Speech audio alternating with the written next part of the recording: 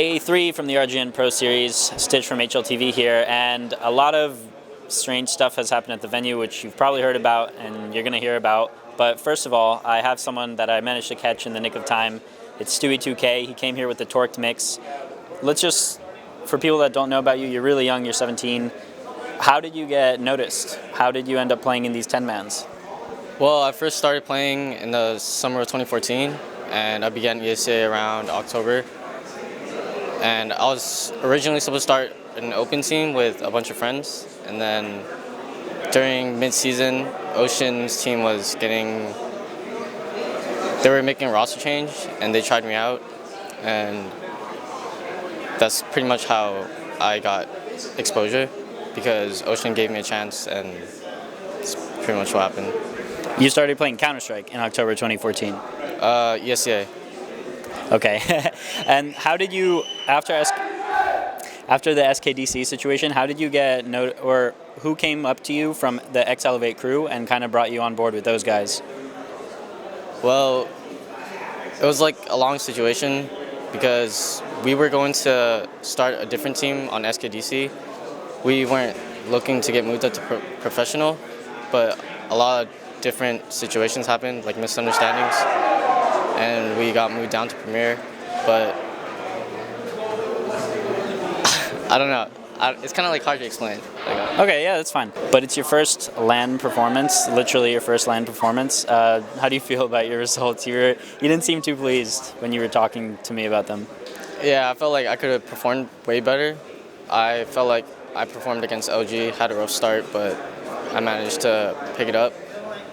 And when I played against Winter Fox, I guess the nerves started getting to me, and it took me way too long to get caught up. And I felt like I let Steele down because Steele was playing out of his mind, and I know he wanted to win, but we couldn't pull through.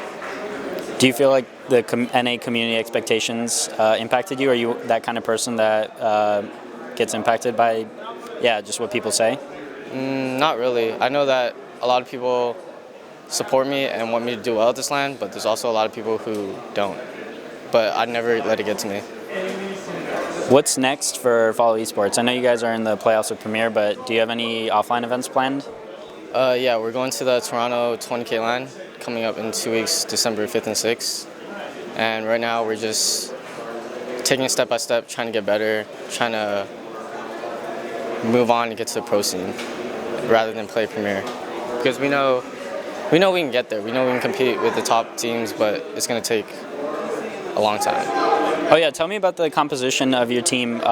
Peter calls, right? No, Slemmy does. Oh, Slemmy does? Okay, well yeah, just say what each person does so people know for the future. Slemmy is the caller of our team, and Peter is our main operator. And Akis is kind of like the second man who goes in, and he can also support, so he's an all-around player. And Brew just does his thing, he just lurks, and I entry frag.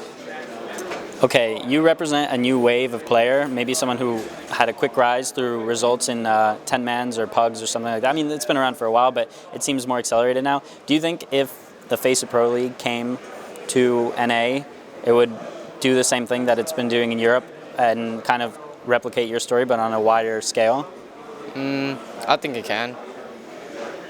Do you think it would replace 10-mans, though, or do you think those are integral to what NA is? I think it was still, the 10-mans will still happen, but it's like a new way of doing it.